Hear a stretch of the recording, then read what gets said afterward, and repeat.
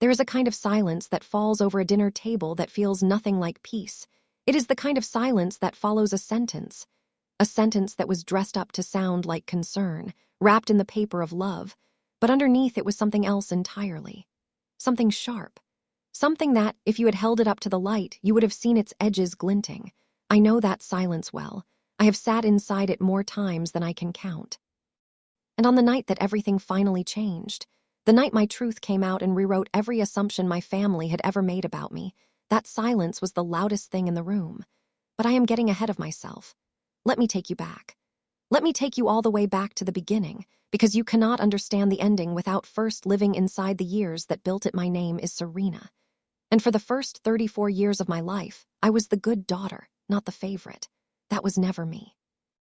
But I was the good one, the reliable one, the one who showed up early to every family event and stayed late to help clean up, the one who remembered every birthday without a reminder, who called my mother every Sunday morning without fail, who sat through every holiday dinner with a smile sewn carefully onto her face even when the conversation turned, as it always eventually turned in my direction, specifically toward my empty womb. I know that sounds stark. I know it sounds like something a person should whisper rather than say out loud. But I have spent too many years speaking about this in a whisper, and I have learned, finally, painfully, completely, that whispers do not protect you. They only protect the people who are hurting you, so I am going to say it plainly. For years, the better part of a decade, my family used my childlessness as a measuring stick. And every time they held it up against me, I was always found lacking. Always a few inches short. Always somehow less. This is that story. I grew up in a house that smelled like cinnamon and unspoken expectations. My mother, Patricia, though everyone called her Pat, was a woman built from tradition, the way some women are built from bone and sinew. Tradition was her architecture. It held her up. It told her who she was and what she was for and what everyone around her was supposed to be doing at every stage of their lives. She had married at 22. Had her first child, my older sister, Donna, at 24. Had me at 27. Was a grandmother by the time she was 51. That last part is important. Remember it. My father, Robert, was a quieter man. Not gentle, exactly. Gentleness was not really a language our family spoke fluently, but quieter. He expressed his disappointments with sighs rather than sentences, with the particular way he would set down his fork and stare at the middle of the table as though the tablecloth had said something offensive. And then there was Donna. My sister Donna, who was 3 years older than me, who had always been the sun around which our family orbited. Not because she was kinder or smarter or more interesting, though she would have told you she was all three. But because she had, almost by accident, done every single thing in exactly the order our mother had always dreamed of. Donna had married at 26. A man named Greg, who had a steady job and a good handshake, and who remembered to bring flowers when he came to dinner. Donna had bought a house at 29, and Donna had given my mother her first grandchild, a little girl named Lily, at 31. The day Lily was born, my mother cried so hard at the hospital that one of the nurses came over to check on her. I stood in the corner of that hospital room, holding a bunch of yellow tulips I had driven 40 minutes to find because the closer shops were out of flowers, and I watched my mother hold that baby and I felt, I don't know, a mixture of things. Real joy, because Lily was beautiful and new and perfect the way only newborns can be, and something else underneath the joy. Something I did not have a name for yet. I know its name now. It was anticipatory grief. It was the knowledge, sitting somewhere deep and quiet inside me, that this moment, this beautiful, genuine, joyful moment was also the moment the clock started ticking. Loudly. For me, I was 28 years old, standing in a hospital room holding yellow tulips, and even then I knew what was coming the first time my mother asked me about children. I was 29. I was home for Christmas. I had driven the 3 hours from the city where I lived, a small but lively place I had moved to for work 4 years earlier, and I had barely set my bag down before she started. We were in the kitchen. She was making tea. I was leaning against the counter the way I always did as a child, watching her move around the space she had ruled for 35 years with the quiet authority of someone who has never once doubted her place in a room. So, she said. She did not look at me. She kept her eyes on the kettle. Are you seeing anyone? Not at the moment, I said. She made a sound. It was small, barely a syllable, but it carried the weight of an entire editorial. Almost 30, Serena. I'm 29, Mum. Almost 30, she said again, as if the repetition made it more true. Donna was already married by your age. Donna and I are different people. Kettle clicked. She poured the water carefully, the way she did everything with a kind of deliberate precision that left no room for anyone else's input. Just saying, she said. Your father and I aren't getting any younger, and Lily's going to need a cousin to grow up with. I picked up a biscuit from the plate on the counter and took a bite so I wouldn't have to answer immediately. The biscuit was sweet and dry, and it tasted like every Christmas I had ever spent in that house. Keep that in mind, I said. She looked at me then, a long, assessing look that I had been on the receiving end of my entire life. Just worry about you, she said. That's all. It was not all, we both knew it. But that was how it always started, with the word worry dressed up as love. It was always love. It was always concern. It was never pressure, never comparison, never the grinding implication that I was behind schedule on my own life. It was always just worry. I smiled and nodded and drank my tea. And I started the silent countdown in my head. How many more times before dinner would we cover this topic? Usually it was 3. Sometimes 4 if my aunt was also coming. That Christmas, it was 4. I want to tell you about the version of myself that existed in those years, because I think it matters. I think you need to understand who I was before you can understand what it cost me to hold everything together the way I did. I say this not with vanity, but with the particular clarity that comes from looking back, a capable person. I had built a life that, from any reasonable external perspective, looked like success. I had a job I was genuinely good at, managing operations for a mid-size company that distributed medical equipment across the region. I had an apartment I had furnished slowly and carefully over 5 years until it felt like a real home. I had friends I loved. I had a small balcony where I grew tomatoes every summer, and every summer they came in crooked and lopsided and tasting like the best thing I had ever eaten. I was not unhappy. That is perhaps the most important thing I want you to understand. I was not some tragic figure in those years. I was not sitting in my apartment weeping over an empty crib. My life was full and real and mine, but it was not what my mother considered a complete life. And I want to be fair to her. I want to extend the same good faith I always tried to extend in those years. She was not a villain. She was not cruel in the way we recognize cruelty when we see it depicted on a screen with its hard edges and deliberate malice. She was something more complicated than that. She was a woman who genuinely believed from the bottom of her heart that the life she had lived was the template for a good life. Marriage, children, family, Sunday dinners. Grandchildren to hold. She was not trying to wound me, but not trying to wound someone does not mean you aren't wounding them, and wound me she did. Steadily. Quietly. Over years I should tell you about Marcus. Marcus is the man I married at 31. I met him at a work conference. He was presenting a session on supply chain resilience. I was in the back row trying to make my coffee last until the afternoon break. He was tall, a little awkward at the podium, with the kind of face that took a moment to settle into, not immediately striking. But once you'd looked at it properly, the kind of face you wanted to keep looking at. We ended up at the same table at the conference dinner. We talked for 4 hours. He walked me to my hotel, and we stood on the pavement outside for another 40 minutes, because neither of us wanted the conversation to end. He was thoughtful and funny, and occasionally infuriating in the specific way that thoughtful people can be infuriating, because they consider things so carefully that they sometimes consider them past the point of usefulness. He was kind in a bone-deep, unremarkable way. Not performatively kind, not kind as a strategy, just kind the way some people are left-handed. It was simply the natural direction in which he reached for things. I fell in love with him like I fall asleep. Gradually and then completely. We dated for 2 years. We moved in together.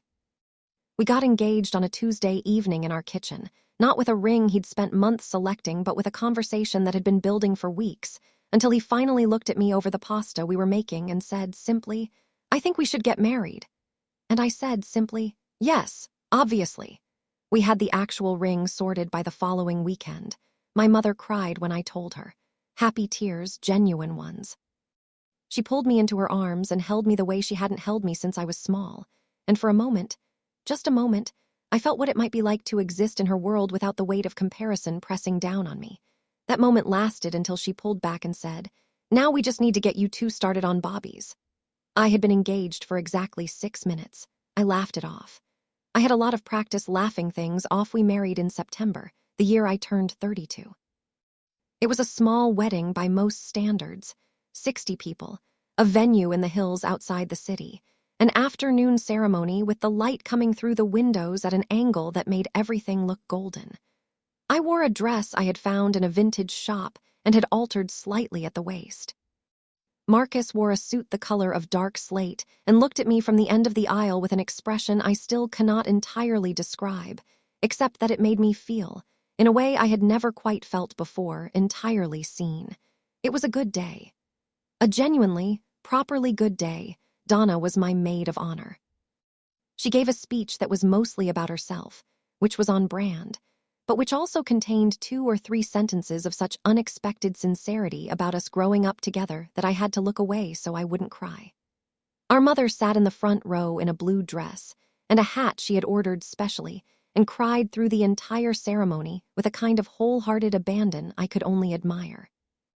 My father shook Marcus's hand at the reception with the slow, serious grip of a man transferring a very important responsibility, and Marcus met it with a steadiness that made me love him a little more. For one whole day, everything was simply good. The conversations started almost immediately. Not that day. Not even that week.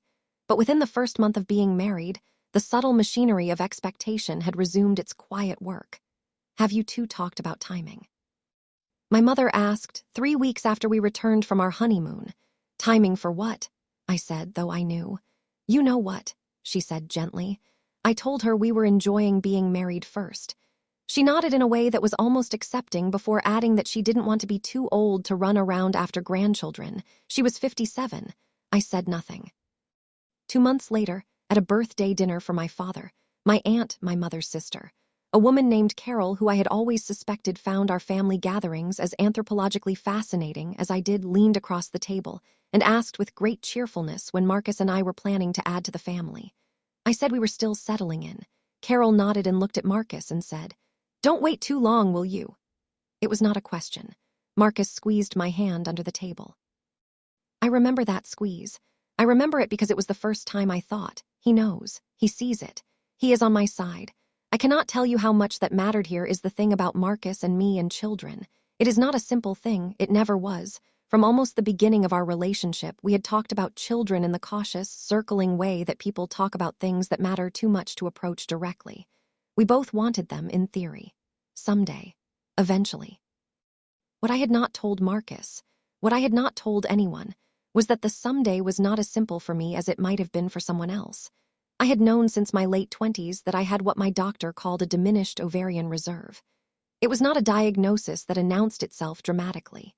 It had come up quietly, almost accidentally, during a routine checkup when I was 27, the year before I met Marcus, and had been confirmed by further testing.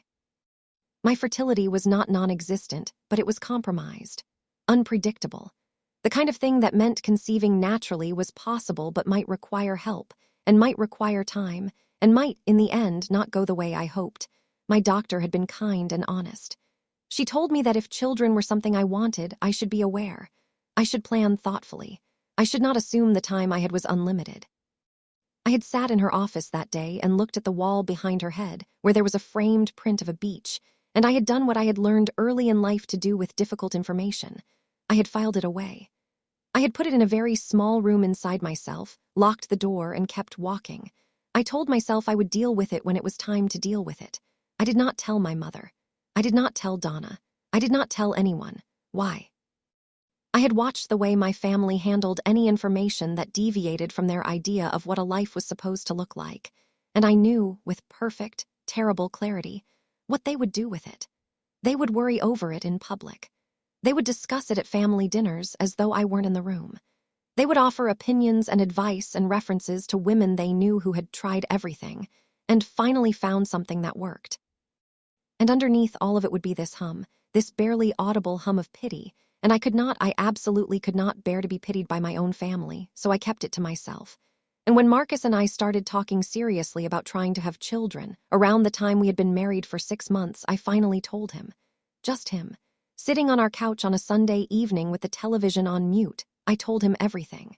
The appointment at 27. The tests. The results. The thing I had been carrying alone for 4 years. He listened. He did not speak until I was done. And then he said, "Okay, so we know, and we'll figure it out together." That was it. No panic, no recalibration, just, we'll figure it out together. I put my head on his shoulder and felt something inside me, that locked room, that small, tightly sealed space, begin very slightly to open. We started trying 8 months into our marriage. I will not go through all of it in exhaustive detail because it is the kind of story that requires its own telling, its own separate space and care. But I want you to understand the shape of those months because they are the foundation of everything that came after. Month 1, nothing. We had expected that. Month 3, nothing. My doctor adjusted her tone slightly, more measured, more careful. Month 5, we had our first pregnancy. I'm going to say that word, pregnancy, and I want you to hold it for a moment before I finish the sentence because for approximately 9 days, that word meant everything. It meant the whole possible future. It meant the face we hadn't seen yet, the voice we hadn't heard, the small hands we hadn't held. For 9 days, that word was the size of the world, and then we lost it. I do not want to use the clinical language. I do not want to say the medical words. We lost it. We lost the 9 days and the possible future and the face and the voice and the hands. I remember lying in the hospital room that night, the room quiet around me, Marcus in the chair beside the bed with his hand in mine, and thinking, no one knows. No one in my family knows any of this is happening.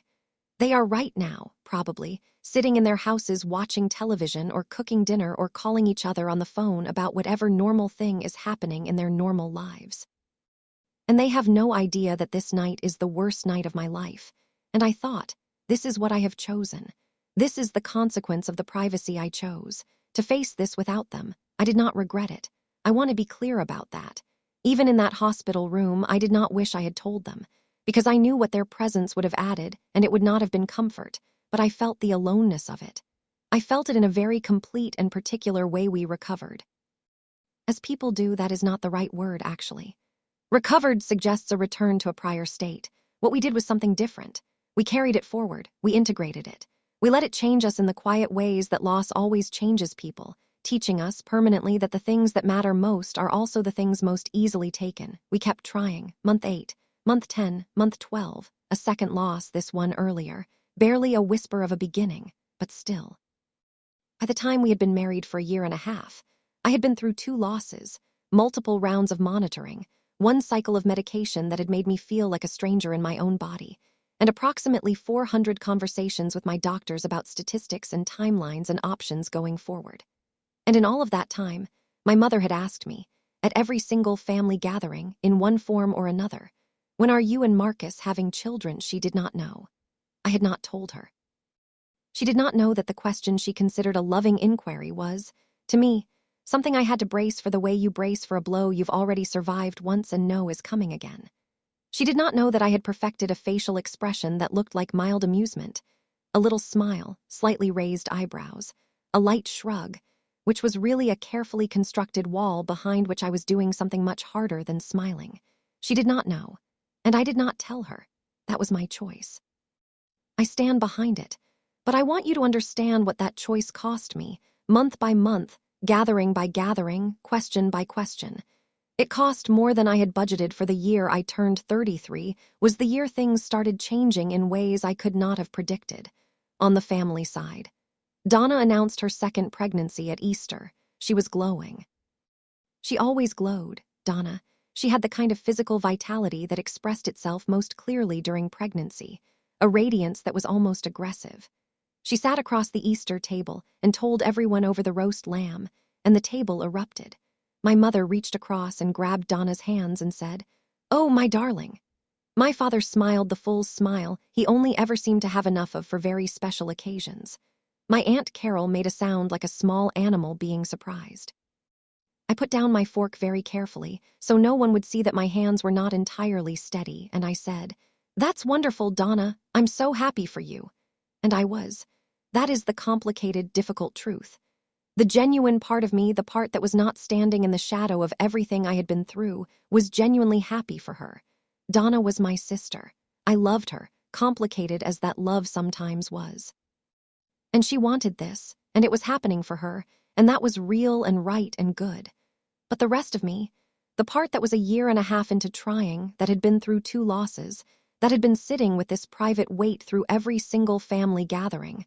The rest of me wanted to put my head down on the table and quietly fall apart. I did not do that. I smiled and raised my Easter. The dynamic shifted. With 2 grandchildren now coming, Lily, who was almost 3, and the new baby due in October, my mother's attention had a freshly sharpened focus. She was in full grandmother mode. Every conversation turned to Donna's pregnancy, to names, to nursery colors, to whether Lily would adjust well to sharing her parents. For a while, this was almost a relief. The attention was elsewhere, but a relief like that never lasts. Because what I noticed, slowly in the weeks and months that followed, was that the conversations about Donna's pregnancy always eventually arrived at me. Always, like water finding a crack.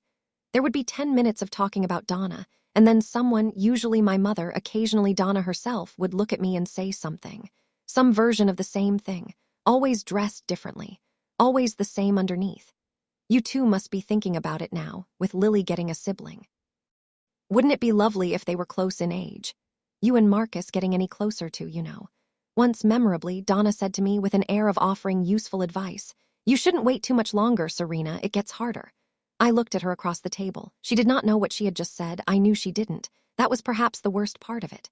"Keep that in mind," I said. The same words I had said to my mother 4 years earlier, the same small smile. The same careful, calibrated walleye want to tell you about a Sunday in July. It was a family barbecue at my parents' house.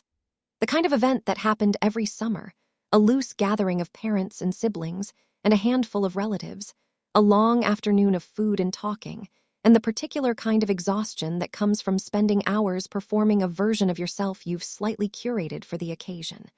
Donna was 7 months pregnant by then. She moved through the garden with the unhurried confidence of someone who knows they are the center of everyone's attention and has made peace with it. Greg followed her at a comfortable distance, attentive, occasionally resting a hand on her back. Lily, my 3-year-old niece, who I genuinely adored, was running in circles around the garden furniture with the specific energy that seems exclusive to small children, an energy that appears to require no food or sleep and operates on some pure internal combustion that adults have entirely lost access to. I was at the garden table with Marcus and my father and my uncle David when my mother appeared at my elbow. She sat down in the empty chair beside me. I registered this with the particular attentiveness I had developed for her approach, a kind of internal shift, a subtle bracing. "Are you, love?" she said. "Fine, Mum. Really good, actually. Work has been. You look a little tired." "I'm fine." She looked at me for a moment, then at Marcus, then back at me. "Been meaning to ask," she said. "Is everything all right between you and Marcus, I mean?" "Everything's fine. We're really happy." Because sometimes when people are having difficulties, they don't always talk about it, and it's okay to, "Mum," I said, gently, firmly, the tone I had perfected over years. "We're fine, we're happy, stop worrying." She did the small sound again, the sound that contained an entire editorial. Then she said, and this is the one that I still think about years later, she said. "Donna's going to have 2 beautiful bobbies. I just want the same for you." And the way she said it. The way those words were arranged. The implication that what Donna had was what I lacked. That Donna's version of life was the template I was failing to match. I looked at the garden. At the roses my mother had grown along the back fence for 20 years. At Lily running her circles. At the afternoon light. "I know, Mum," I said. And that was all I said. But something happened in me in that moment. Something quiet and significant. Like a door inside me, which I had been carefully, effortfully holding shut for years, developing a very small but very real crack. I need to tell you about the autumn. October came, and with it, Donna's baby, a boy, born on the 11th, named Oliver. He was healthy and pink-cheeked and had Donna's dark hair and Greg's square jaw, and he was, undeniably, a beautiful baby. My mother was at the hospital before I was. Of course she was. When I arrived, she was in the corridor outside the room, holding Oliver, and the expression on her face was something I had not seen directed at me in a very long time. Total, uncomplicated, overflowing love. I held Oliver. He was warm and compact and smelled the way all newborns smell, that particular clean new person smell that seems almost impossible to have been produced by biology rather than some more careful craft. I held him and I looked at his face and I felt the full weight of everything I had been carrying, not bitterness. That is not what it was. It was more like grief. A very clear, very clean, very private grief for the things I had wanted and lost and was still in the middle of trying to find my way toward. Donna watched me hold her son and said with a smile that I believe was genuinely kind, "You're going to be a wonderful mum, Serena." I could not speak for a moment. "Thank you," I managed. She did not know. None of them knew 2 weeks after Oliver was born, Marcus and I had a long conversation.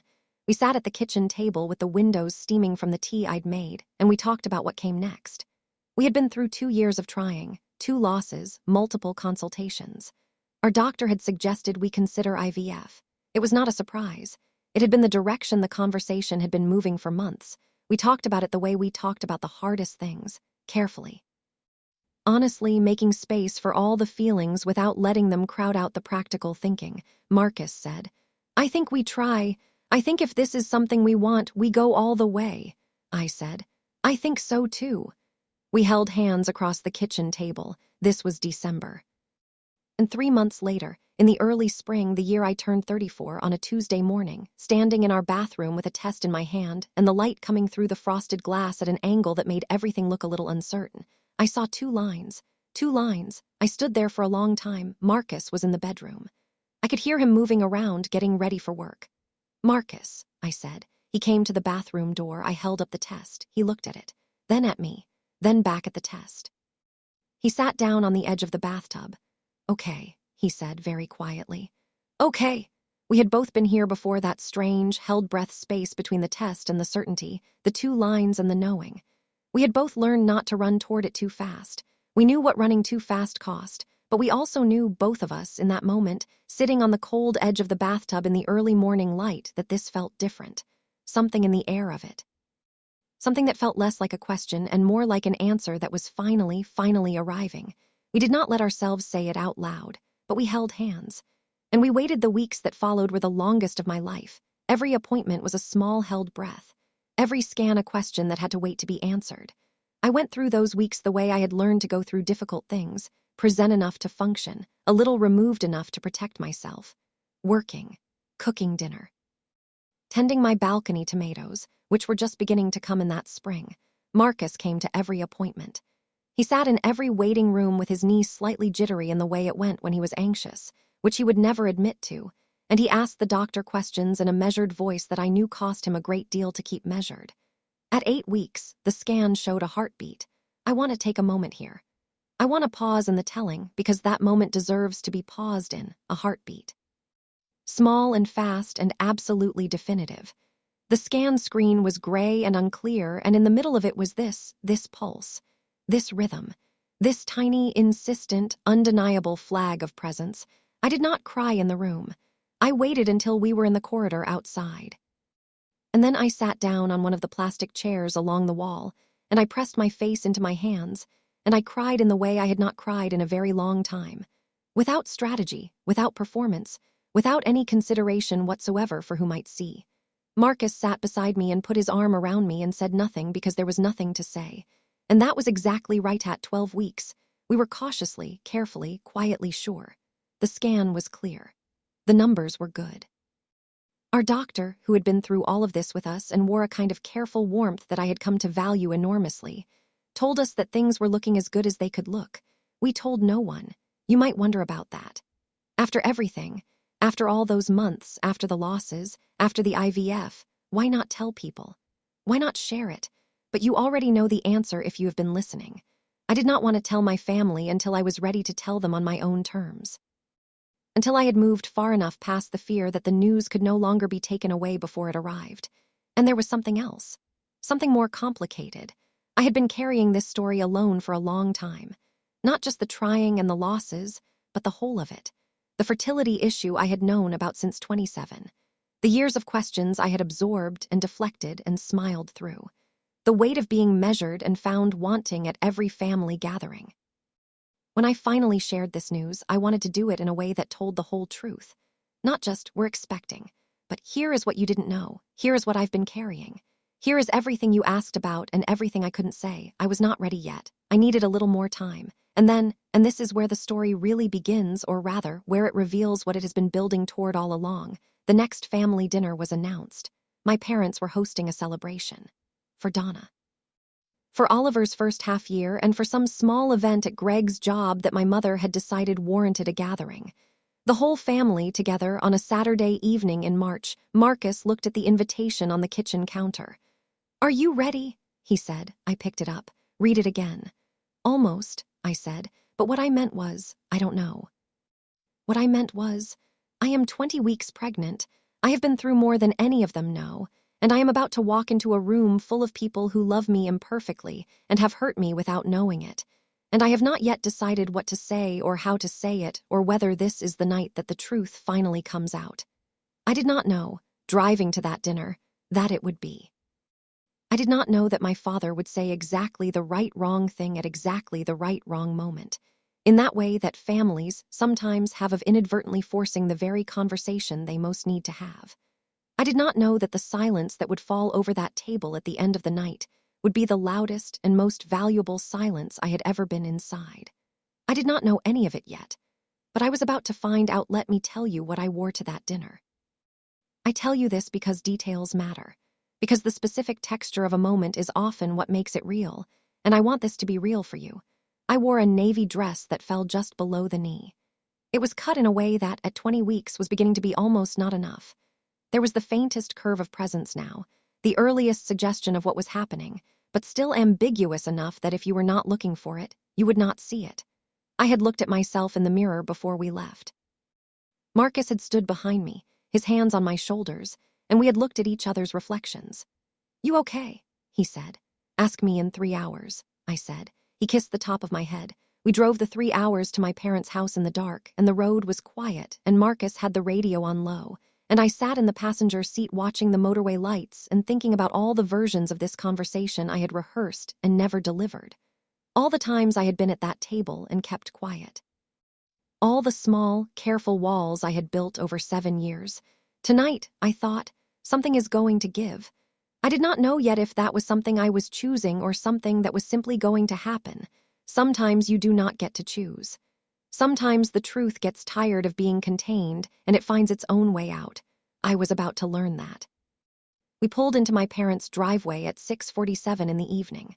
I know the exact time because I looked at the clock on the dashboard as Marcus turned off the engine.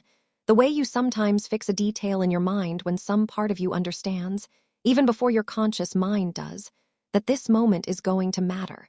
6:47. The house looked the way it always looked on the evenings my parents hosted dinner. Every window lit. The front path lined with the solar lanterns my mother had put in 3 summers ago and loved disproportionately. The faint smell of something roasting lamb, I thought. She always did lamb for special occasions, drifting out into the cold March air. From the outside, it looked like warmth. Marcus switched off the engine and we sat for a moment in the quiet. "Remember," he said, "we don't have to say anything tonight." "I know," I said, "and if at any point you want to leave." "Marcus, just saying." I looked at the house, at the lit windows, at my mother's garden, dormant still in the early spring, waiting. "Let's go in." I said. The house was full when we arrived. Donna and Greg were already there, Oliver in a bouncy chair in the corner of the sitting room, Lily running the same circuits she always ran, this time around the coffee table. My Aunt Carol was on the sofa with a glass of wine. My Uncle David was in the armchair he always claimed first. My mother was in the kitchen, appearing briefly at the doorway to call out that dinner would be 20 minutes, darling, just make yourselves comfortable. My father was standing by the fireplace in the way he did when he was being the host, upright, slightly formal, a glass of something in his hand. He saw us come in and nodded, the particular nod he used as a greeting, economical and warm in equal measure. "Serena," he said. "Marcus, good drive." "Fine," I said. "Quiet roads." He nodded again. "Good, good." And that was our reunion. My father and I, in the language of our family, which was the language of surface and implication, and the large things left unsaid. I went through the sitting room, kissing cheeks, accepting a glass of water from Greg, admiring Oliver, who had grown enormously since Christmas and was now a solid, round-faced, deeply serious-looking baby. Lily grabbed my hand and tried to show me something she'd discovered about the way the lamplight made shadows on the wall, and I crouched down and looked at the shadow with her and felt, briefly, entirely present. Entirely away from the weight of what I was carrying. Children have a gift for that. For pulling you all the way into the moment. Lily did not know it, but she gave me something in those few minutes. A small grace. A reminder that whatever the evening held, there was also this. A small person showing me a shadow on a wall because she thought it was wonderful. It was wonderful. Dinner was called at 7:30. We moved to the dining room the way we always did, a familiar choreography. The same chairs people always claimed, the same mild negotiation over who sat where. Marcus ended up beside my father. I ended up between my mother and Donna. This arrangement was not accidental. My mother had a talent for seating plans that looked organic but were, in fact, the product of very deliberate intention. She wanted me beside her. She wanted to be able to speak to me easily. She wanted, I suspect, the proximity that made private conversation possible. I understood all of this. I sat down. The food was served. Wine was poured. I covered my glass with my hand and said I was driving later, which was true enough in the sense that we had discussed who would drive home, though not in the sense that was why I wasn't drinking. My mother gave me a brief glance and said nothing. For the first 20 minutes, the conversation was the comfortable kind. Lily's latest sayings, Oliver's new developments, Greg's work thing, my Aunt Carol's recent trip somewhere. The general inventory of lives, the regular account sharing that families do when they assemble around food. I ate and I listened, and I answered when I was asked and I breathed. Everything was fine. And then it started, as these things so often do, with something that sounded, on its surface, like a compliment. Donna was talking about Oliver's first half year. How fast it had gone. How different it felt from Lily's babyhood, louder in some ways, more settled in others. She was animated, leaning forward slightly, using her hands the way she always did when she was enthusiastic about something. My mother was watching her with that expression. That particular expression she reserved for Donna in these moments, soft, lit up, the face of a woman who has received exactly what she always wanted and is still slightly dazzled by it. Beautiful grandchildren, my mother said, to no one in particular and everyone simultaneously. I am so lucky. There were small sounds of agreement around the table. My Aunt Carol raised her glass, and then my father, who had been quiet through most of dinner, eating steadily, refilling his wine once, looked up from his plate. He looked at Donna. He smiled. And then he looked at me, and he said it. He said, "Your sister's Bobbies are the first grandchildren. When's your turn, Serena?" That was it, those words. Said at a dinner table, in front of everyone, with the particular ease of a man who has no idea, genuinely, completely, entirely no idea, what he has just said. Said with a smile, even. The warm, inclusive smile of a father who thinks he is expressing interest in his daughter's life. He had no idea. None of them had any idea. The table did not fall silent immediately. That is something I noticed. For a second or two, conversation continued in the corners. My uncle saying something to Greg, my aunt reaching for the bread. Life kept going for a moment, the way it does when something happens in one part of a room that the rest of the room hasn't registered yet. But then the silence did come, because something must have shifted in my face. Something I could not control. Some brief, involuntary flicker of the thing I had been holding back for 7 years. The exhaustion and the grief and the hope and the losses and the appointments and the quiet Tuesday mornings in bathroom doorways and all of it, all of it, all of it. Something crossed my face. My mother saw it. She was right next to me. She turned toward me slightly, a small movement, barely perceptible, the instinctive turn of someone who has sensed a change in the air beside them. Marcus saw it too. He was across the table from me. I did not look at him directly, but I felt his attention sharpen. I felt him become very still in the way he went still when he was deciding whether to intervene. My father had no idea. He was still wearing the smile. He was waiting for my answer. Around the table, people were beginning to tune in. The side conversations fading. The attention, gradually, turning toward me. I sat with my hands in my lap. And I made a decision. I want you to understand what it felt like to make that decision. It was not dramatic. It did not feel like a turning point in the moment. Turning points rarely do. It felt small. It felt like simply becoming too tired to hold the door shut any longer. That is the truest way I can describe it. I was too tired. Not of the people around that table, not entirely. Not of the love they had for me, which was real even when it was imperfect. Not even of the questions, not really. I was tired of the weight of being the only person in the room who knew the whole story. I was tired of sitting at tables and absorbing the implications of sentences that were aimed at my life by people who didn't know my life. Tired of smiling. Tired of deflecting. Tired of protecting everyone else from a truth that was mine to tell, on my terms, in my own time, and realizing quietly that my own time was now. It was now, not because I had planned it. Not because I had rehearsed this version of the conversation, but because I was 20 weeks pregnant, and I had been through 2 losses, and I had been carrying a fertility diagnosis for 7 years, and the man who had just asked me when it was my turn was my father, not a stranger, not someone with malice in their heart, but my father, and I was not able in that moment to smile and say I'll keep that in mind one more time. I simply was not able, so I took a breath. And I looked at my father, and I said, "Actually, Dad, it already is." The silence that followed those words was different from any silence I had experienced in that house before. It was the kind of silence that happens when a room full of people all shift their understanding simultaneously. When a piece of information arrives that rearranges something not loudly, not with fanfare, but with the quiet, irreversible authority of a fact, my father's smile changed. It did not disappear. It transformed from the easy smile of a man making conversation to something more careful, more attentive. He set down his fork. He said, "Pregnant," I said. 20 weeks. More silence. And then several things happened at once. My mother made a sound, a sharp, involuntary intake of breath. She turned fully toward me now, and her hand came up to cover her mouth, and her eyes did something I had not expected. They filled, Donna said, "Serena," and stopped. Marcus, across the table, said nothing. He was watching me with an expression I can only describe as love, the specific love of someone who has walked the whole of a hard road beside you and is watching you finally speak the truth of it out loud. My Aunt Carol said, quietly, "Oh my goodness." My father said nothing for a long moment. He looked at me. I could see him doing what he always did with information that required recalibration, processing it slowly, methodically, letting it settle before he responded. Then he said, 20 weeks. 20 weeks, I confirmed. He did the calculation. That's 5 months. You didn't, he stopped, started again. You didn't say. No, I said. I didn't say. Now is the time to tell you about the thing that happened next. The thing that was, in some ways, worse than the original question. The thing that showed me clearly, painfully, completely, how deep the patterns ran in my family. It was Donna who said it. She had recovered from her initial surprise. She was now leaning forward slightly, the way she always leaned forward when she had something to say that she had decided was important. "But why didn't you tell us?" she said, and the words themselves were innocent.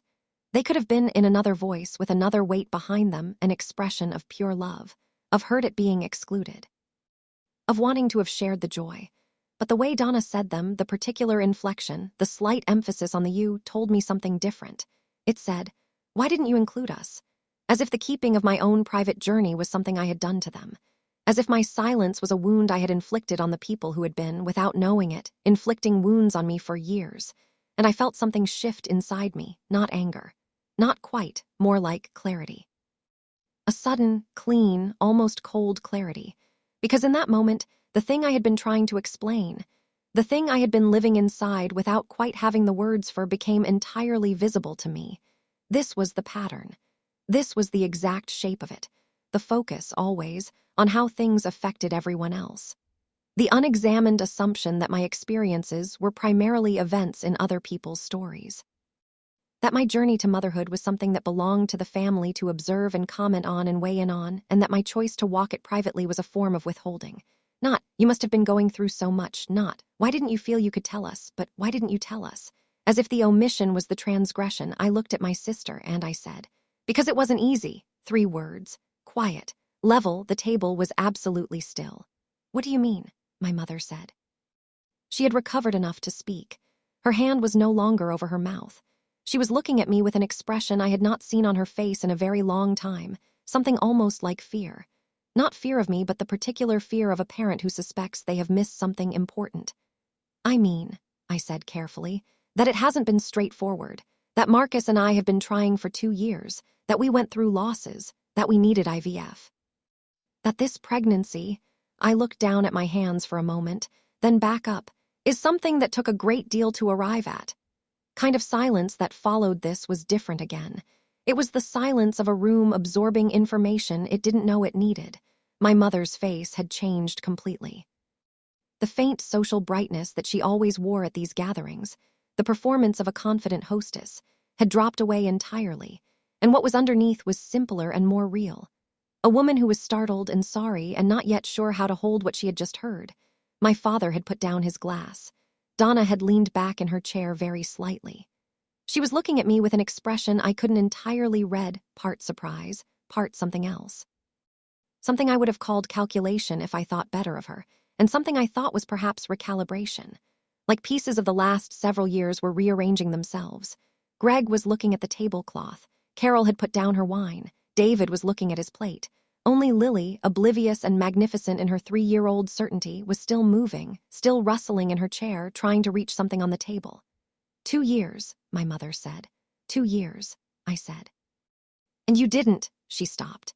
We didn't know, she said, and her voice, for the first time I could remember in years, had no editorial in it. It was just the word, raw and real, a genuine question from a woman who genuinely did not understand. I looked at her. I looked at my mother, at the woman who had asked me, in one form or another, at every gathering for years. When is it your turn, Serena? And I said the thing I had needed to say for a very long time. Because, I said, every time I came to a family dinner, someone asked me when we were having children. And I was not in a place where I could answer that question honestly, and I could not keep absorbing it, so I stopped talking about it. The table stayed very quiet. I pressed on. Not cruelly, not with heat, but with the steadiness of someone who has been waiting for this conversation for years and is not going to rush it now that it is finally here. I found out at 27 that conceiving might not be straightforward for me, I said. Before Marcus, before we even met. And I made the decision not to share that with the family because I had watched how this family handles things that don't fit the expected pattern, and I didn't want to be. I paused. I didn't want to become a topic. My mother flinched at that. I saw it. I was not trying to be cruel, but I was not going to soften the truth either. Not tonight. When Marcus and I started trying, I continued, and then when things went wrong the first time and the second time, I couldn't come to these dinners and answer questions about it. I couldn't sit here and be asked when it was my turn while I was in the middle of losing something. My voice stayed level. I was proud of that. I had not expected to be this steady. So I smiled and I said, "We'll see," and I went home and kept going. Another silence. Then my father said, and I will remember this for the rest of my life. My father said, "I didn't know." 3 words. And the way he said them with a simplicity that was unlike his usual measured, slightly formal way of speaking. Just, I didn't know. A man who understood in that moment that his not knowing was not a neutral fact, that it had been enabled by something. That the gap between what he thought was happening in his daughter's life and what was actually happening was not just a gap, it was a shape. And the shape of it had been formed, at least in part, by questions asked across dinner tables without any idea of what they were landing on. His face looked older briefly. The way faces do when they are carrying something new. "No," I said gently. "You didn't." Donna spoke again. I want to be fair to Donna here. I want to be fair to all of them. They were not bad people. They had not sat in rooms and decided to hurt me. The damage they had done to me over those years was the damage of carelessness, not cruelty, the harm that comes from people who love you but have never thought to look carefully at what they are doing, because it has never been uncomfortable enough to require looking. But fair does not mean silent, and I had been silent long enough. "I didn't know any of this was happening," Donna said. Her voice was different now. Less the voice of a woman staking out a position, more the voice of someone who is genuinely, uncomfortably encountering a version of events they had not known existed. "You never said anything." "I know," I said, "all those dinners." "Yes, we're all talking about," she stopped. "About Bobby's," I said. "About grandchildren, about my turn." I held her eyes. "Yes," Donna looked at the tablecloth. "I said that thing," she said slowly, "about not waiting too long." She looked up at me. "At Easter. When I was pregnant with Oliver." I nodded. "You were in the middle of," she trailed off. "A second loss," I said. "Yes." She closed her eyes briefly. "And here is where I have to be honest with you, the way I want to be honest through this whole telling. I did not feel triumphant in that moment. I want you to know that. There is a version of this story where the turning of the tables feels satisfying, where the moment of revelation is clean and vindicating and sharp. But the truth is it did not feel that way. It felt like grief. A different kind of grief, not for myself this time, but for all the years that had been lived in the wrong shape. For my mother, who loved me and had hurt me without knowing. For my father, who was sitting at the head of his table looking like a man reconsidering a long chapter.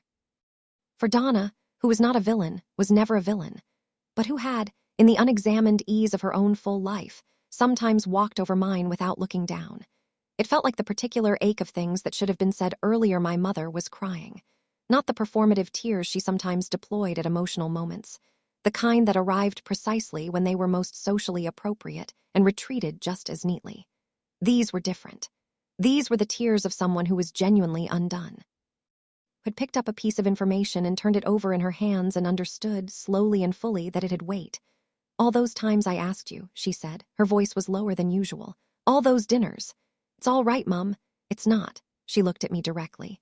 Serena, it is not all right. You were, she stopped, swallowed. You were going through all of that and I was. Another stop. You didn't know, I said. I should have. She stopped again. You asked, Mum. I didn't answer. That was my choice. Why? She shook her head.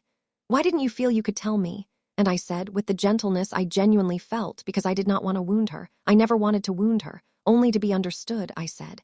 Because when something is hard for me, this family tends to make it about everyone else. And I didn't have the energy for that. The table was very quiet. That sentence sat in the air above us like something visible, and I watched my family receive it. My mother looked startled. Not offended, startled. The way you look when something you have never seen described is suddenly, clearly described, and you recognize it instantly, and the recognition is uncomfortable because it means the thing was always there, always visible, always happening, and you did not see it. My father was looking at the tablecloth. Donna had her hand over her mouth. Carol and David were exchanging a brief glance that I understood to mean, we are not going to insert ourselves into this. Marcus, across the table, had his hands folded in front of him and was watching me with a quietness that I could feel like a warmth across the table. Steady, present, not intervening because this was not his to intervene in, but there. Completely, solidly there. It was my father who broke the silence this time. He cleared his throat. He looked at me. Owe you an apology, he said. I looked at him. Tonight, he said. What I asked, and before, all the times before. His voice was careful, measured in the way his voice always was, but without the slight formality it usually carried. This was something rower, a man doing a difficult, necessary thing. I didn't think about what I was asking, he said. I thought I was expressing interest, being involved. He paused. I wasn't thinking about what the question might mean on the other side of it. I looked at my father, at the man who had shaken Marcus's hand at our wedding with the gravity of someone transferring a responsibility, at the man who expressed his feelings through silences and sighs and the occasional, rare, simple sentence. Thank you, I said. Sorry, he said. I know, I said. My mother had composed herself enough to reach over and take my hand. Her hand was smaller than I remembered it feeling when I was a child. Softer. There were new lines on the knuckles I didn't remember from before. 20 weeks, she said softly. 20 weeks, I said. And everything is, the baby is. The baby is fine, I said. Everything looks good, we're being careful, we're hopeful. She pressed my hand. She did not say anything for a moment. And then she said very quietly, I'm so proud of you. I was not expecting that. Of all the things she might have said, of all the responses I had imagined in the years of imagining this conversation, I had not imagined that one. I'm so proud of you. Not congratulations. Not finally. Not when were you going to tell us. Just, I'm so proud of you. I felt something unlock in my chest, something I had been holding for a very long time, not knowing I was still holding it. I looked at my mother, this complicated, traditional, imperfect woman who had pressed down on me for years without knowing the weight of what she was pressing against, and I felt the full, complicated truth of loving someone, the way love and harm can exist in the same space, the way understanding someone's damage is not the same as excusing it, but can, sometimes, live beside forgiveness. Thank you, Mum, I said. The dinner resumed after a while. Not in the same way it had been before. There was a changed quality to the air, a new weight in it that everyone was feeling, that no one was trying to talk over. Lily ate her dinner and said something very funny about a dog she had seen that week and made everyone laugh, and the laughter was real, and it broke some of the tension without erasing what had been said. Oliver fell asleep in his bouncy chair, entirely indifferent to the emotional, seismic activity of the adults around him. My father poured himself another glass of wine and did not speak much for the rest of the meal, which was how he processed things. Inward, slowly, thoroughly, Donna, to her credit, moved her chair slightly closer to mine during dessert and said, very quietly, "I'm sorry, Serena, for all of it. The thing at Easter especially. I didn't think." "I know," I said. "I should have." "We're okay," I told her. And I meant it, not in the way I had meant it all those times I had said I'm fine, which was the kind of meaning that is actually a deflection. I meant it in the way you mean something when you have looked at it clearly and decided it is true. We were going to be okay. Donna and I, it was going to take some working at. The patterns between us were old and deep and did not shift because of a single dinner, but the truth was out now. The truth was in the room. And truth, even when it is hard, is always the beginning of something better than the silence that came before we left at 10:30. Marcus carried my coat to the car. My mother stood at the front door to wave us off, the way she always did, the way she had always done for as long as I could remember, standing at the lit doorway with the cold air behind her and the warmth of the house at her back. But something was different about the way she stood there that night. She looked, somehow, smaller.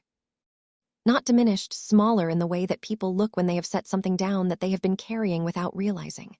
She looked like a woman who had just learned something about her own house, something that required her to walk through the rooms of it again with new eyes. She waved. I waved back. Marcus drove us out of the town, onto the quiet road, and we did not speak for several minutes. Then he said, "How do you feel?" I thought about it. I looked at the dark fields rolling past the window. "Lighter," I said. Yeah. I turned to look at his profile in the dark. "Like I've been carrying something for years and I didn't realize how heavy it was until I put it down." He nodded. "You were extraordinary in there," he said. "I was just honest," I said. "That's what I said." I laughed. It was a small laugh, but it was real, but the story did not end there.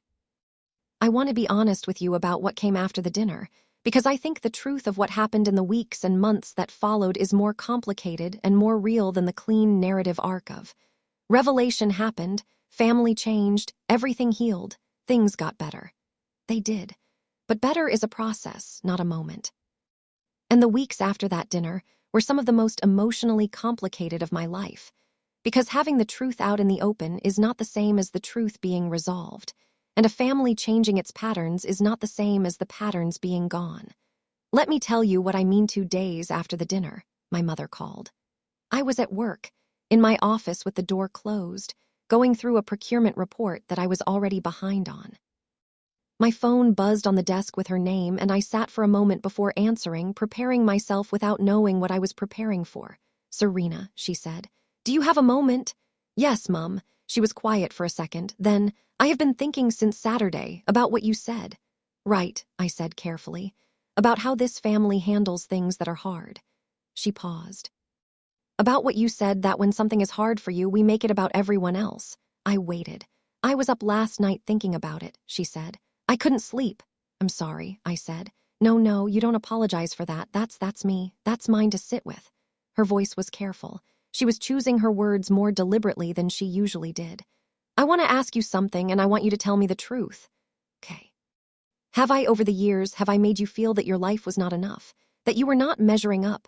The question hung in the air. I looked out of my office window, at the car park below, at the gray sky above it. "Sometimes," I said. She made a sound, not the editorial sound, something quieter, something that hurt. "Never meant," she started. "I know, Mum, that was never my intention." "I know that too." "You felt it anyway." "Yes." Another long pause. "I'm sorry," she said. And this apology was different from the reflexive social apologies, the ones that act as punctuation in family conversation. This was the real kind. The kind that comes from a person who has looked at what they have done and understood it genuinely and is asking to be given the chance to do differently. I felt the crack in that locked room inside me open a little wider. "Thank you, Mum," I said. "Will you let me?" She stopped, started again. "I would like to be there for this pregnancy. For whatever you need, for whatever is comfortable for you, on your terms." I thought about all the terms I had wanted for years and hadn't gotten. "Like that," I said. "Try," she said, and I believed her. Imperfectly and cautiously, and with the clear-eyed realism of a person who understands that trying is not the same as doing, and doing is not the same as being done, but I believed her Donna was different. That is not a criticism, just an observation.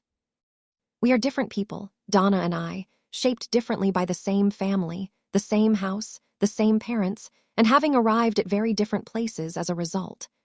Donna's relationship with change is more effortful than my mother's. She is a woman who is deeply invested in the way things have always been, because the way things have always been has, for her, worked very well. The template was built for her. It fit perfectly. The idea that it had not fit perfectly for me, that it had in fact been a source of pain, required Donna to confront something about the ease of her own life that I think was genuinely uncomfortable. To her credit, she did confront it. She called me a week after the dinner. She did not open with small talk the way she usually did. She said, "I've been thinking about what I've said to you over the years, and I need to tell you that I'm ashamed of some of it." I sat down on the couch. "You don't need to," I started. "I do, the Easter thing. Don't wait too long. Serena, I said that to you and you were in the middle of, I can't even imagine what you were in the middle of. And I had no idea, but also I didn't ask. I never asked, I just assumed." "You didn't know," I said. "But I should have been someone you felt you could tell," she said. "And I wasn't, and I want to know why." This was the harder conversation. Because it required me to tell Donna not just that she had said difficult things, but why she had been the one person in my family I was least able to confide in. And the reason was this. Donna had, for as long as I could remember, been the version of my life that my family considered the correct version. Her way of doing things was the benchmark. And when you are the benchmark, everything around you is measured against you, including, especially, the person standing closest to you. I told her some of this, not all enough. She was quiet for a long time after.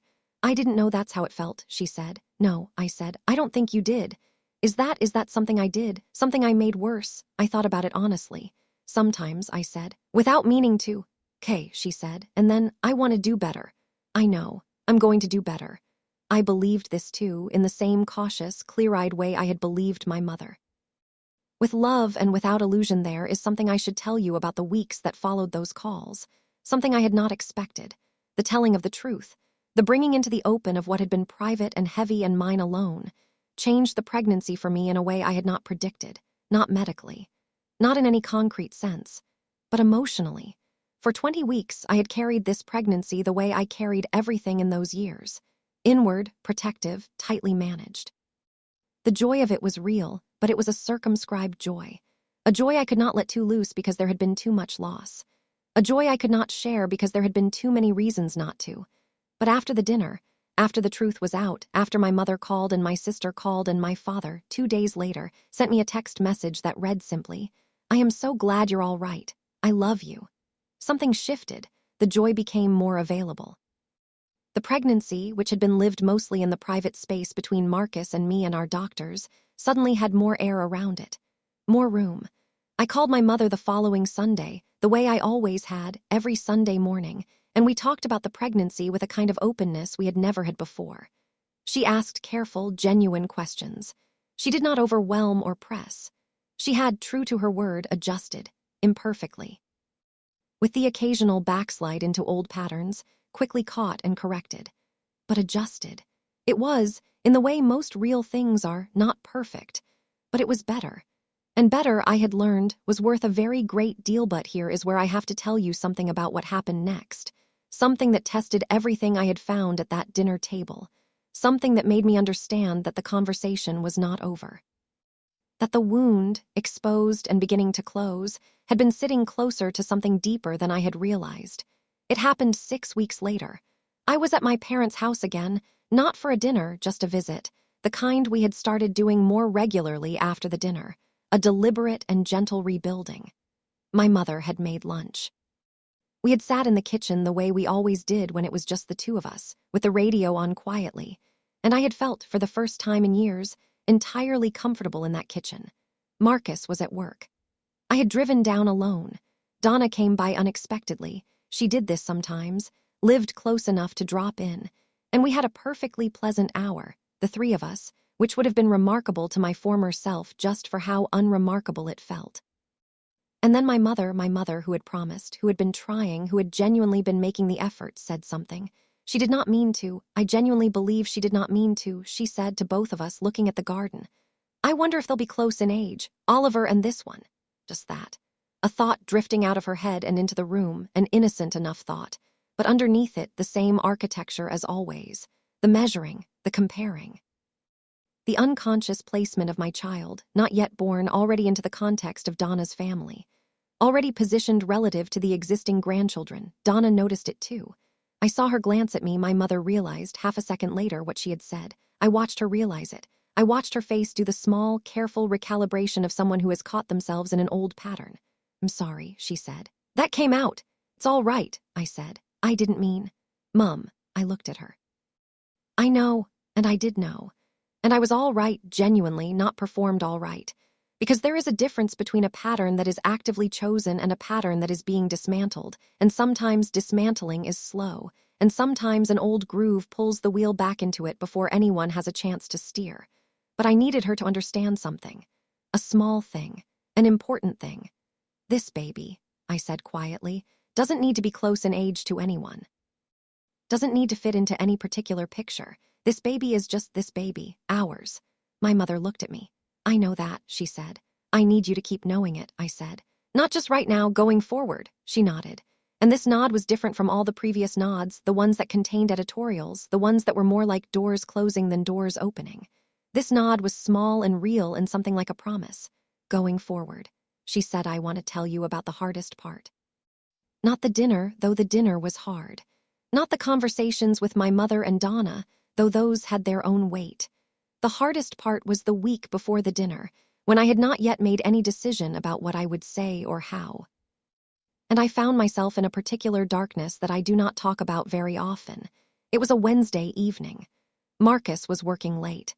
I was at home, 20 weeks pregnant, and I had received that day a message from my mother confirming the details of Saturday's dinner. The time, the address, the instruction to bring a dessert if we wanted to. A completely ordinary message. And I sat on the couch with my phone in my hand, and I felt, I'm going to be honest about this, I felt, for the first time in a long time, genuinely low. A deep, quiet, saturating sadness that I could not entirely source. Part of it was the pregnancy hormones, which are real and not to be underestimated. Part of it was the exhaustion of 2 years of trying, 2 losses, the IVF, the constant vigilance of a high-stakes pregnancy. But most of it was this. I was about to walk into a room full of people I loved, and I was going to have to perform, again, the version of myself that didn't need anything from them. The version that smiled through the questions and said I'll keep that in mind, and drove home 3 hours in the dark with the weight of it settled across my shoulders like something I had agreed to carry. And I did not know if I could do it one more time. Marcus came home to find me sitting in the dark. I hadn't turned the lights on when the evening came. He came in, saw me, and did not say anything. He sat down beside me, turned on the lamp, got us both a glass of water, then he said, "Talk to me."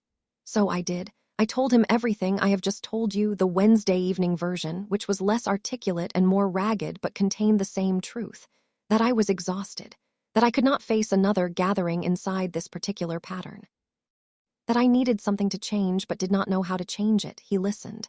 He did not interrupt or advise prematurely, and when I was done, he said, "Then maybe Saturday is the night something changes." "I don't know if I'm ready," I said. "You don't have to be ready," he said. "You just have to be honest. You've been carrying this alone for a very long time. You don't have to keep doing that." Looked at him. "What if it makes everything harder?" I said. "It might," he said. "For a while. But I think the thing that's making everything hard right now is the carrying, not the knowing." I leaned my head against his shoulder. "What if they respond badly?" I said. "They might," he said again. "Some of them maybe, but Serena, your mom loves you, your dad loves you, Donna in her way, they have hurt you because they didn't know. People who love you and know the truth are better than people who love you and are accidentally causing damage." I thought about that for a long time. "Okay," I said, eventually. "Okay," he said. We sat in the lamplight for a while longer. And I made, somewhere in that sitting, the quiet decision that whatever happened at Saturday's dinner, I was not going to leave that table the same way I had left every other table, with the weight intact and the truth unspoken and my smile carefully in place. Something was going to give, and I was going to let it. There is something nobody tells you about finally speaking the truth after years of silence. They tell you it will be a relief, and it is, but it is a complicated relief, the kind that arrives with its own weight, its own new set of things to carry. Not heavier than what you were carrying before, but different, more honest, more real. They tell you things will change, And they do, but change is not a single moment. It is not one dinner, one phone call, one apology given and received across a kitchen table. Change is slow and imperfect, and it moves like a river, mostly forward, occasionally doubling back, always carving something new into the landscape it passes through. What nobody told me, what I had to learn on my own, in the months that followed that March dinner was this: speaking your truth does not resolve your story. It begins it. The real story started the night I finally told them. And what happened next was more than I had let myself hope for. The pregnancy moved forward in the careful, monitored, precious way it had been moving since the beginning. Every 2 weeks, an appointment. Every appointment, a small held breath before the scan, a small exhale after. Our doctor had become a fixture in our lives, a woman we trusted completely, who held our medical story with the same care we held it ourselves, who understood that every question we asked was the question of people who had learned, through loss, that nothing is guaranteed. But things continue to look good. The baby grew. We saw her face, and yes, I say her. We found out at 22 weeks, a girl. I remember sitting in the scan room, Marcus's hand in mine, and hearing the sonographer say it with the easy certainty of someone delivering information they deliver every day. Not knowing. How could they know that the word landed in me like something sacred? A girl. I looked at the screen. At the shape of her, impossibly clear now, the curve of a cheek, the neat fold of a hand. Marcus made a sound beside me that was not quite a word, more of an exhale, the sound of someone letting go of something they had been holding very tightly. "She's perfect," the sonographer said, which was perhaps more poetry than medicine, but I did not correct her. She was perfect. She was ours. I told my mother that same afternoon. Not the whole family, not yet, just my mother. I called her from the car park outside the clinic, still in my coat, Marcus sitting beside me going quietly through his phone while giving me the privacy of his stillness. "Mum," I said when she answered. "Serena, is everything all right?"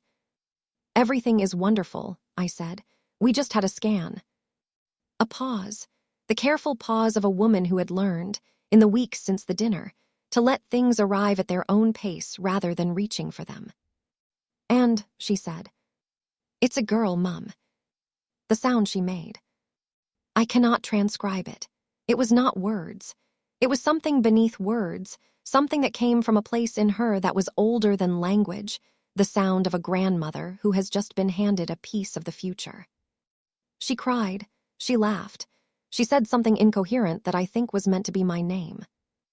And I sat in the car park and held the phone and cried too, in the straightforward, uncomplicated way that good news can sometimes make you cry when it arrives after a long time of carrying things that were not good. "A girl," my mother kept saying. "A girl." "A girl," I confirmed. In the months that followed, something shifted in our family, not all at once, not dramatically, but in the way of seasons. Gradually, then undeniably. My mother became, in those months, something I had not had from her in a very long time, a genuine comfort. She called on Sundays as she always had, but the calls were different now. She asked about the pregnancy with real care, not with the performance of care. She asked about how I was sleeping, whether my back was aching, whether we had started thinking about names. She listened to my answers before offering her own thoughts, rather than the other way around. She sent things. A soft blanket she had seen in a shop. A book about the first year that she said she wished she'd had. A small framed picture of a bird that she said reminded her of me, which I did not entirely understand, but which I put on the nursery wall anyway, because it was given with love and received as such. She did not push. She did not compare. She did not, even once in those months, measure my pregnancy against Donna's or wonder, aloud, whether the children would be close in age or suggest that anything about my experience should look like anything other than what it was. She was not perfect. There were moments, small, quickly caught, where the old patterns flickered like a light when the wiring is being fixed. Old grooves, old reflexes. But each time she caught herself, and each time she recalibrated, and the recalibration became faster and more natural as the months passed. "This is what trying actually looks like," I learned. Not the absence of the old thing, but the active, effortful, repeated choosing of the new one. My father was quieter about it. That is his way. He does not speak his changes aloud. He enacts them. He started calling me himself, not just responding when I called, initiating. On a Sunday morning in April, my phone rang and it was his name on the screen, which had never, in my adult memory, been the case without some family logistics being the reason. "Serena," he said when I answered. "How are you?" "Good, Dad. Really good. How are you?" "Fine, fine." A pause. "Your mother told me about the scan, that it's a girl." "She did." "Good," he said. That's good news." "It is," I agreed. Another pause.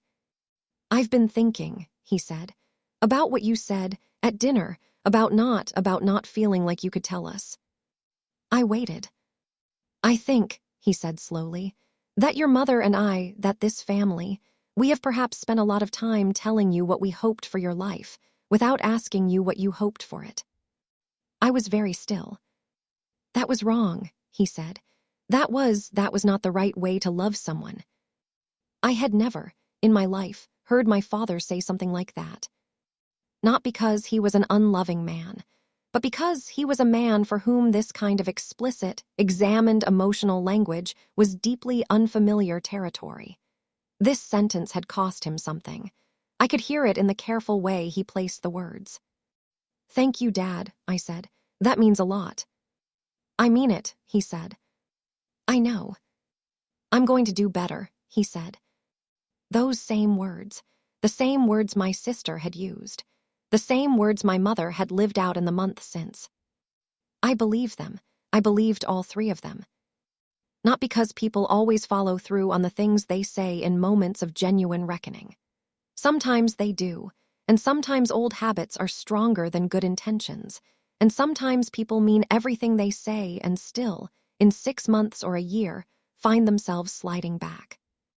But I believe them because of what I have seen in the months that followed, because of the evidence, because of the calls and the listening and the small, consistent, unremarkable-seeming choices that accumulate, over time, into something that can be called change. I want to tell you about Donna. Because Donna's part of this story is the one that surprised me most, the one I had expected least. Donna and I had always had a complicated closeness, the kind that sisters sometimes have when they love each other genuinely but have been put, by their family, into an unconscious competition that neither of them chose. She was the benchmark. I was the one who didn't quite match it. Neither of those roles was fair to either of us. After the dinner, after her call, something happened between us that I can only describe as a clearing. It was not an overnight thing. It was not even a month-long thing. It was gradual, a series of small moments that added up to something new. She started texting me differently. Not the bright, surface texts of before, the updates about Oliver, the cheerful check-ins that never quite dipped below a certain level. She started sending me things that were more real. A message at midnight when Oliver was sick and she was exhausted and scared, and she said, "I finally understand, a little, what it must have been like to go through what you went through without telling anyone. I can't imagine. I'm sorry I made it harder." I read that message 3 times. I wrote back, "You didn't know, and now you do, that's enough." She replied, "Is it really?" I thought about it. "Yes," I said, "it's really enough." There was one more thing. One more thing that happened in those months that I have not yet told you. That is perhaps the most important part of what I mean when I say the truth changed everything. It is this. At 28 weeks, I had a scare. I will not describe it in detail, because some things belong only to the people who live them, and Marcus and I have agreed that this particular night is ours. But there was a night, a Wednesday again, always Wednesdays, when something happened that sent us to the hospital, and we spent 4 hours in a room that smelled like antiseptic and quiet anxiety. And at the end of those 4 hours, everything was confirmed to be all right. The baby was all right. I was all right. And we drove home in the early morning with the particular fragile relief of people who have been given back something they thought they might be losing. That night, while we were at the hospital, Marcus called my parents. He called them because I asked him to. Because, and this was new, this was the thing that had changed, I did not want to be alone in it. Not in the hidden, private, managed way I had been alone in everything before. I wanted them to know. I wanted the people who loved me to be awake somewhere, aware, present, not because they could do anything, but because connection is its own form of care, and I had been refusing it for years, and I was not refusing it anymore. My mother was at the hospital within 2 hours. She did not need to be. By the time she arrived, we were already being told everything was fine. But she came anyway in the middle of the night, having driven an hour and a half, and she sat with us in the waiting room until we were ready to leave. She did not ask unnecessary questions. She did not make it about herself. She sat beside me and she held my hand and she said once, "I'm here." That was all. I'm here. 3 words that meant more to me than anything she had said in years. 3 words that were the opposite of every dinner table question that had made me feel like a version of my life was being graded. 3 words that were just presence. Love. No agenda. I held her hand back. And I thought, this is what I wanted. This is what I was protecting myself from not having. And I almost never got it, not because it wasn't possible, but because I never let it be possible. Because I had decided, early and with good reason, that the cost of being known by my family was too high. I had been wrong about that. Not about the cost had been real. The years of questions, the comparisons, the weight of being measured, that had all been real. But I had been wrong to think that the only choice was silence. There was another choice, a harder one, the choice to speak, to say, here is what is true, here is what I have been carrying, here is who I actually am and what I am actually going through, and I need you to know it. I had made that choice at a dinner table in March. And my family, imperfect and complicated and deeply, genuinely loving, had risen to meet it. Not perfectly, but enough. Our daughter was born on a Thursday in July. The week before had been hot, an unusual heat for where we lived, the kind that makes the air feel thick and slows everything down. I had spent most of it on the couch with the fan running, unable to sleep well, enormous and impatient, and underneath the discomfort, vibrating with a particular kind of anticipation that I had never felt before. The waiting of those last weeks. The held breath quality of knowing that the thing you have been moving toward for years is finally, actually, almost here. Marcus had taken the week off work. He was, bless him, slightly impossible, checking in every 20 minutes, finding reasons to hover, making elaborate meals he then couldn't eat because he was too anxious, and I couldn't eat because there was no room left in my body for food. We were both ridiculous. We were both, underneath the ridiculousness, terrified and exhilarated and trying very hard not to let either feeling overwhelm the other. On Thursday morning, everything began. I will not describe the labor in detail. Not because it was not significant, it was the most significant thing I have ever lived through, but because that story belongs to Marcus and me in a particular way, and what I want to tell you about is not the labor itself, but what happened after. She arrived at 4:23 in the afternoon. 7 pounds, 2 ounces. Dark hair like Marcus. My nose, apparently, though I couldn't see it at first. Her eyes were the unfocused, searching blue of all new bobbies, looking at the world with an expression that I can only describe as serious consideration, as if she had arrived with full intention of examining everything carefully before rendering a verdict. They put her in my arms. I have thought many times about how to describe that moment, and I have concluded that I cannot. Not adequately. Not in a way that would fit inside any sentence. It was not one feeling. It was all of them at once, layered and simultaneous, and without any hierarchy. Joy and terror and love of a quality I had not known was possible, and grief, yes, still grief, for the losses that came before this, for the 2 beginnings that did not reach this ending, and underneath all of it, running through all of it like a current, this absolute, staggering, bone-deep gratitude. She was here.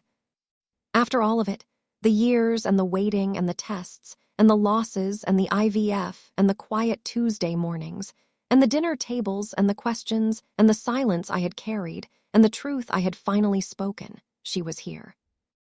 I looked at her face. "Hello," I said. She looked at me.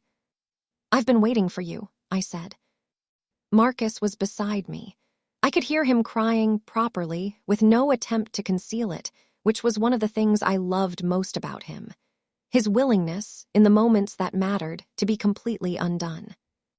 "She's here," he said. His voice was thick. "She's here," I said.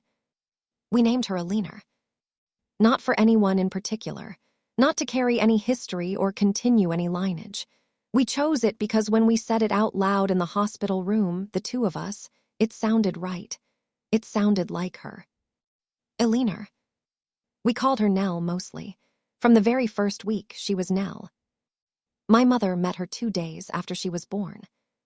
We had been home from the hospital for one day when she arrived at the door, a casserole in one hand and a bunch of flowers in the other, in the slightly awkward stance of someone who has a lot of things to carry and has not planned the logistics quite right. Marcus took the casserole. I opened the door wider. She came in quietly. She put down the flowers, and then she looked at me standing there in the hallway in my 3rd day of the same pajamas, more tired than I had ever been in my life, also more luminous, also more entirely myself, and she said, "Where is she?"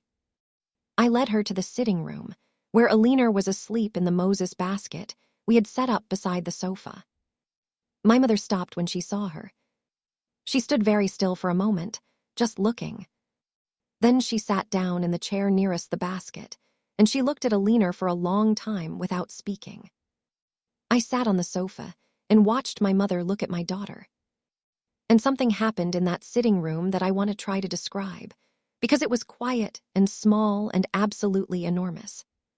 What happened was this: I saw my mother see her. Not as the next grandchild. Not as the addition to the count. Not as the baby who had finally arrived on schedule.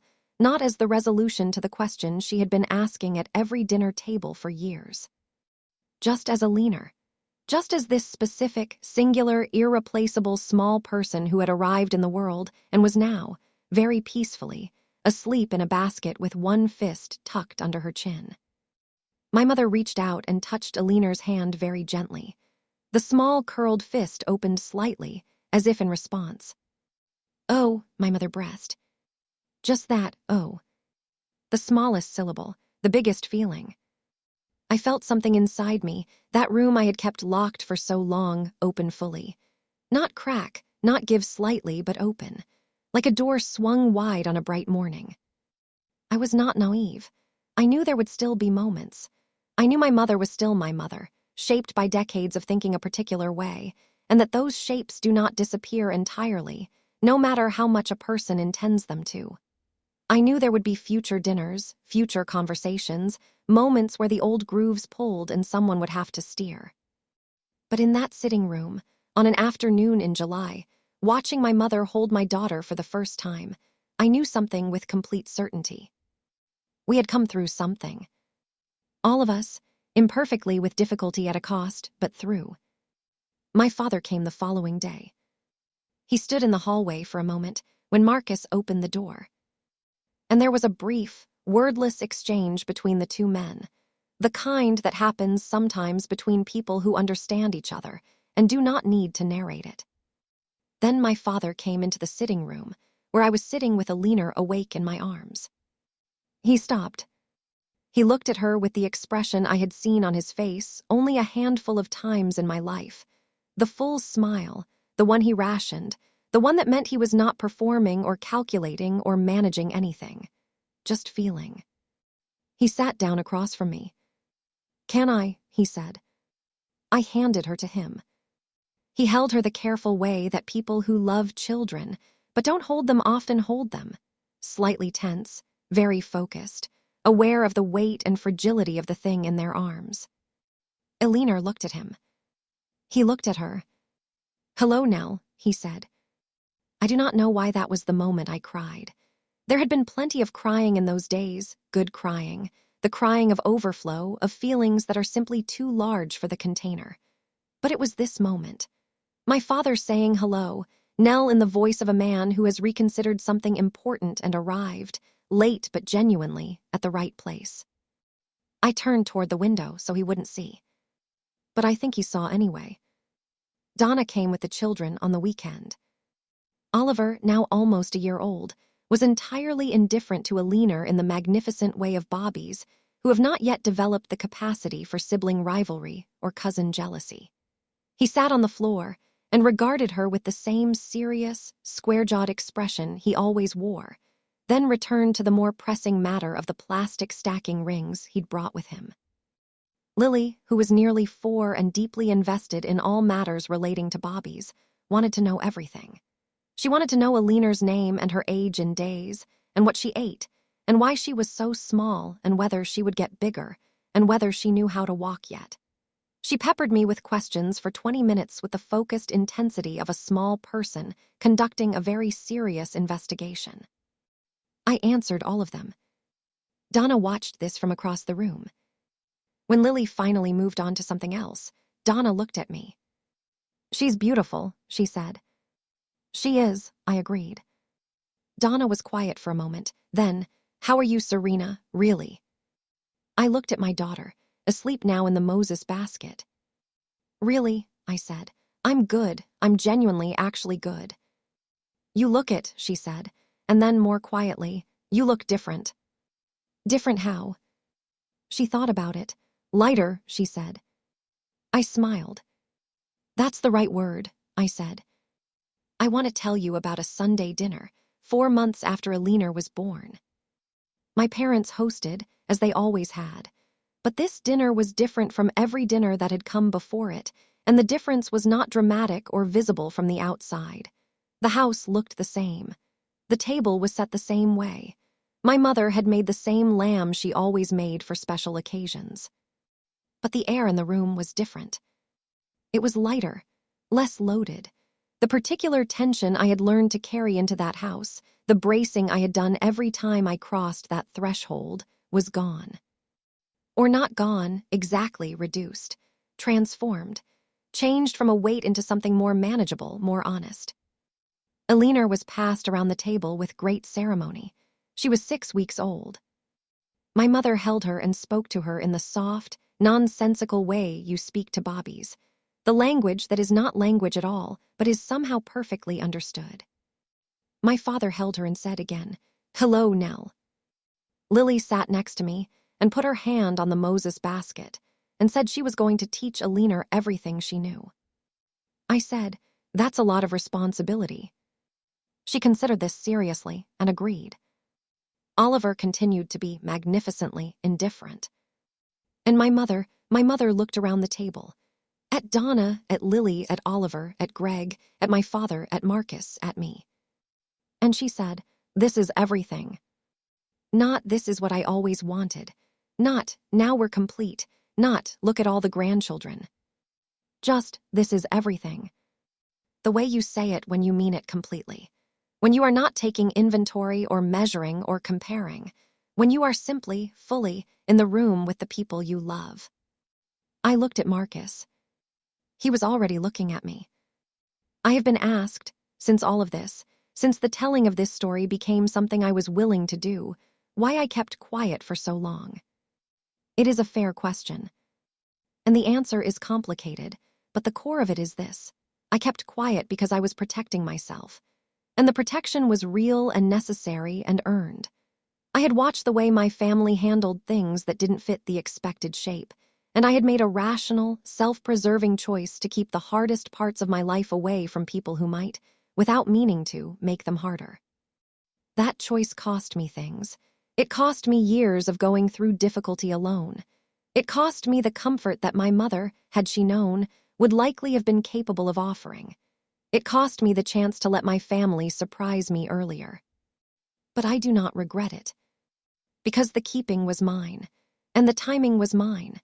And when I finally spoke, not because someone forced the truth out of me, not because I was caught, but because I was ready and the moment was right and something in me was done being silent, it was entirely, completely on my own terms. That mattered. It still matters. The truth, when you choose it, is a very different thing from the truth that is taken from you. I want to talk about Marcus for a moment. Not because his part of the story is larger than mine. It is not. But because I think sometimes in these stories, The partners get flattened into supporting roles, background figures who hold the protagonist's hand and say the right thing and otherwise wait for the narrative to return to the main character. Marcus is not a background figure. He was the person who sat beside me in every waiting room and every scan room and every hospital corridor. He was the person who came home to find me sitting in the dark and turned on the lamp and got us water. He was the person who said you don't have to be ready, you just have to be honest. He was the person who, at that Saturday dinner in March, sat across the table from me with his hands folded and said nothing at all. Not because he had nothing to say, but because he understood, with a precision that still astonishes me, when to speak and when to hold the space and let someone else's truth have its room. He was the person who, the night Alina was born, cried without any attempt to hide it, and said she's here in a voice so stripped of everything except feeling that I will carry it for the rest of my life. I love him in a way I do not have adequate language for. I tell him this sometimes. He says, usually, something practical in response, something like, yes, and I also love you, and do we have anything for dinner? Which is its own form of language, the language of a person so secure in what they have that they do not need to dress it up. I am grateful for that security every single day. Let me come, finally, to the thing I think about most when I think about this story. Not the dinner, not the revelation, not even the night Alina was born, though that night is sacred to me in a way I will not diminish by trying to compress it into a paragraph. What I think about most is a smaller moment. It was about 3 months after Alina arrived, a Tuesday afternoon. My mother had come to help for the day, something we had settled into, her coming once a week, which was something neither of us would have predicted a year earlier, but which had become, quietly, one of the things I looked forward to most. She was holding Alina in the kitchen. I was at the table with a cup of tea that was going cold because I kept forgetting to drink it, which is what happens to all hot drinks in the first year of a baby's life. And my mother said, without looking up from Alina's face, "I'm sorry it took me so long to learn how to do this." I looked at her. "To listen," she said, "to be here in the right way." "Mum." "I mean it," she said. "I look back at those years, all those dinners, and I think about what you were carrying and what I was asking, and I am genuinely sorry. I know I've said it before, but I want you to know I mean it every time." I was quiet for a moment. "I know you do," I said. "And she looked up from Alina then and looked at me directly, and her eyes were clear and steady. "I'm proud of you, for how you handled all of it, for speaking up when you did, for how you are with her." She looked back at the baby. "You're a wonderful mother." I looked at my daughter in my mother's arms.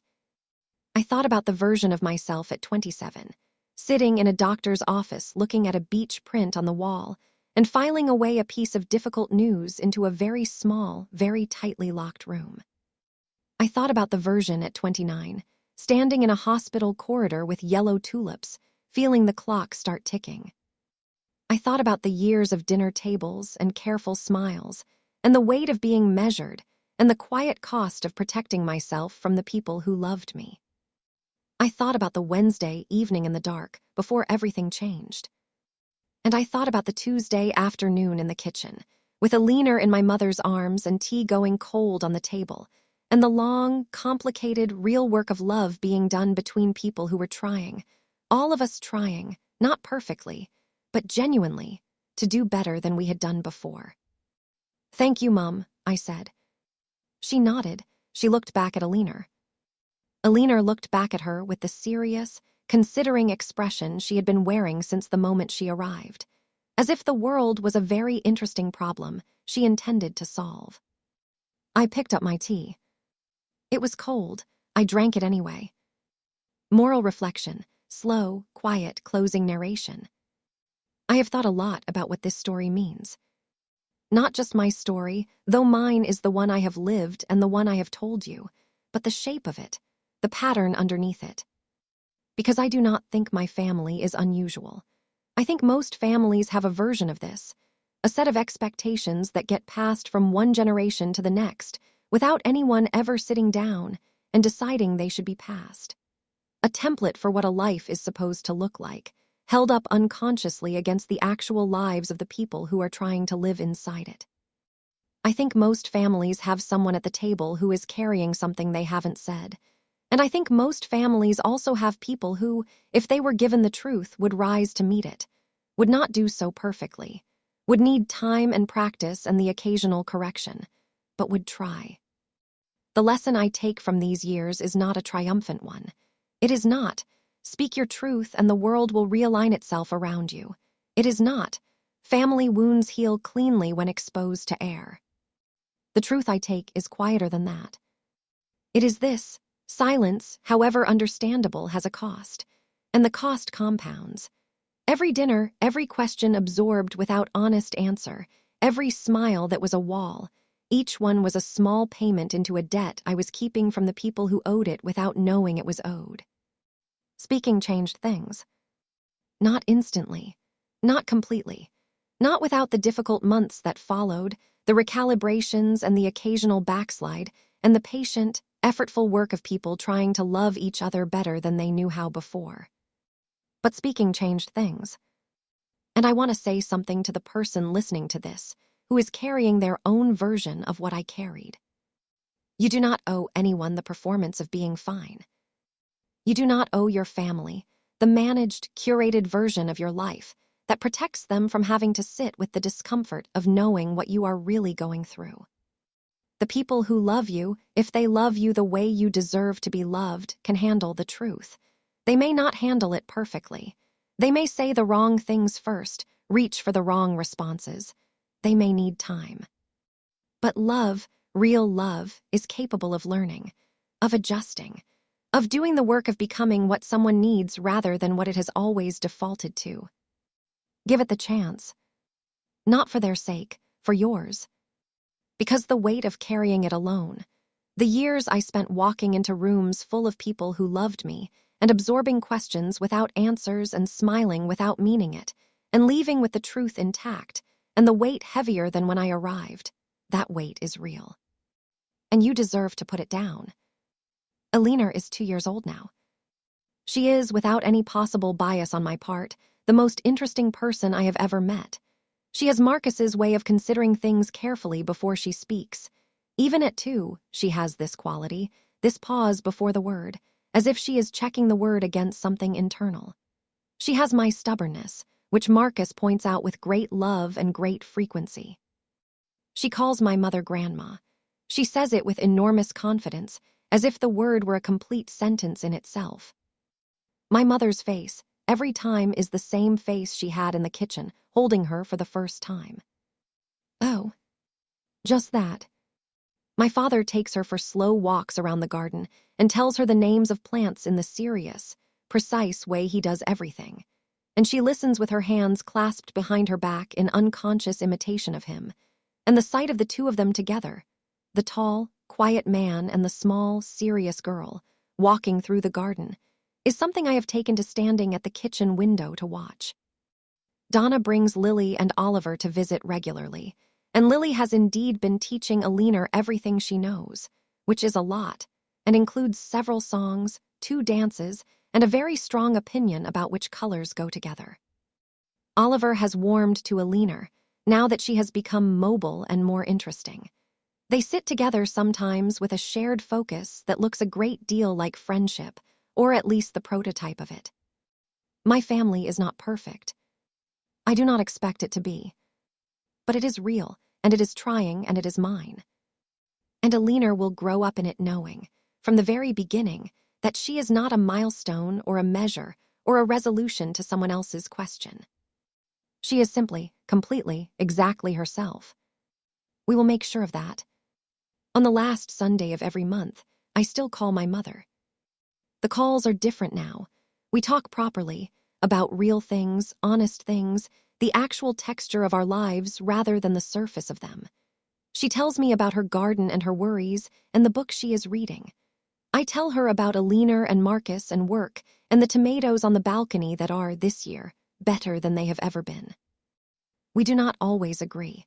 We do not always understand each other completely. But we try, we keep trying. That is the thing about love that I did not fully understand until I lived through this. It is not a state. It is a practice. You do not arrive at it and stay. You keep doing it. You get it wrong and correct and try again. You show up. You speak the truth when it is hard. You listen when someone else speaks theirs. You try. That is all. That is everything. Closing, final lines, slow and quiet. There is a kind of silence that falls over a dinner table that feels nothing like peace. And there is another kind of silence, the kind that comes after the truth has been spoken and received and held by the people who needed to hear it. That silence feels like something completely different. It feels like rest. It feels like the moment after you have been holding your breath for a very long time, and you finally, fully breathe out. I know both kinds of silence now. I have lived inside both. And I can tell you with complete certainty, from the other side of everything I have told you, that the second one is worth everything it costs to get there. Everything. Every hard dinner. Every swallowed truth. Every year of carrying things alone that were too heavy for one person. Every appointment and loss and quiet Tuesday morning and dark Wednesday evening. All of it. Because it led here. To Alina with her hands clasped behind her back, walking through the garden with her grandfather. To Marcus, in the lamplight, getting us both water. To my mother at the kitchen window, saying, "I'm here." To all of it.